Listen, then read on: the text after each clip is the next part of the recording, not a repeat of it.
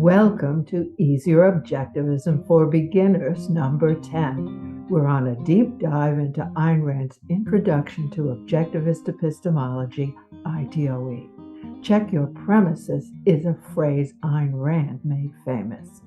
In this video, you get the model you need to check your premises. I'm Ilene Skeen, making Objectivism easier for you. Let's go. We'll start with a passage from Atlas Shrugged. The scene is Dagny's office at Taggart Transcontinental. She asks Francisco d'Anconia, her childhood friend, to help save the Rio Norte line of her railroad. The adult Francisco is a super rich playboy. Will you do it, Francisco? No. After a moment, she said, I had to try it. The way you live is depraved, but the way you act is not. Even the way you speak of it is not. I had to try, but I can't struggle to understand you any longer.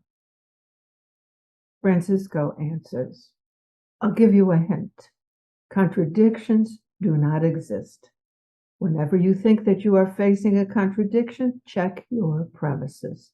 You will find that one of them is wrong. When I first read this passage in Atlas Shrugged in college, I had a vague notion of checking your premises. My first question was, how? And I knew I had no answer. I knew a lot about checking my homework.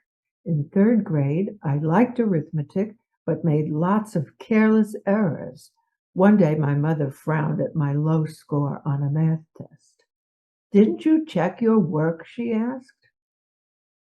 Yes. How? Well, I looked at it. Mom laughed. She taught me how to check. Checking arithmetic was easy, organized, and worth it. I could tell right away when I was wrong. My grades and my confidence improved. As the schoolwork got harder, I adapted and continued checking my work. Checking my work turned into an excellent habit for school and business. You may think, okay, I understand about checking your homework. Why do you need a model to explain checking your premises?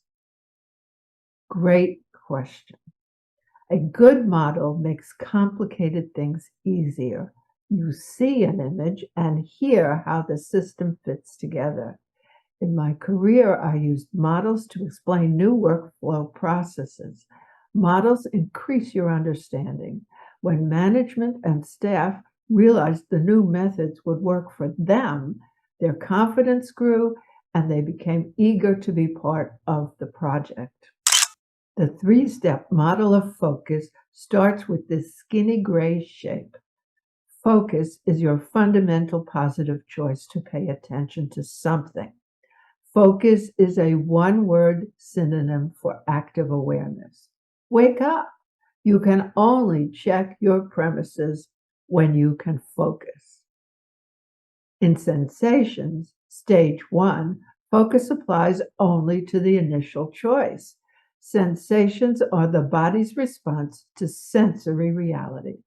A sensation is a sensation of something. Your sensations are consistent with your physical capacity at any particular moment. You can only check your premises when you are in focus. Infants focus on whatever catches their attention. Adults choose their interests. Following the initial choice, the processing of sensations is automatic. Groups of sensations become percepts. In stage 2, we experience percepts as the given. We focus on percepts and group them. We learn about persons, things, and actions important to us. We automatize the learning for instant recall. Automatized knowledge is contextual and subject to error, growth, change, and revision. We check our automatized processes as we learn them. Also, we check when new or changed information contradicts previous learning. A baby's notion of a bottle differs from the mother's and the bottle manufacturer's. For a refresher, pause this video and click the link in the circled I above. You'll jump to a 1-minute chapter in video number 5, How Perception Works.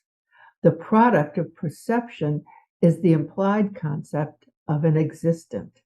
Concepts take active, continual, selective focus. Using selective focus, we differentiate and integrate existence.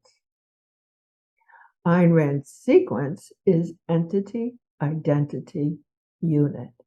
Ayn Rand called the unit concept a bridge between metaphysics and epistemology. Before we cross that bridge, there is one more tool we need to pick up: measurement. Ayn Rand writes, measurement is the identification of a quantitative relationship established by a means of a standard that serves as a unit. Here is an image that helps explain the connection between concepts and measurements. You'll notice blocks and cylinders of various sizes. Blocks and cylinders are simple shapes. These cylinders are compound shapes with two parts, the body and the handle. The size and shape differences are perceivable and preconceptual. In differentiation, you separate interesting things from the rest of your perceptual field. Ayn Rand called the unit concept an act of selective focus. Man defines the unit of measure or counting to suit the nature of the items and the scale of his purpose. When we measure, we make concepts explicit and precise. This summary of Chapter 1 shows consciousness, development, and methods. The notes clarify the roles of focus and differentiation. Integration plays a major role in Rand's theory of concepts. In chapters 2 through 8, you'll learn ways to check your concepts and the ideas you care about most.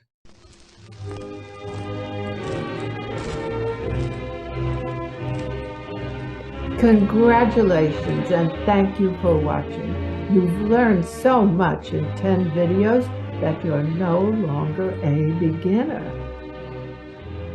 Here's a kindergarten graduation, 1952. Giving you confidence and clarity are my goals. Building an easier, strong foundation for objectivism is the project. Please like this video and subscribe for more. Your comments are welcome. Let me know if you'd like the transcript or the slides for this video. I'm looking forward to seeing you in the next video. Have a great day.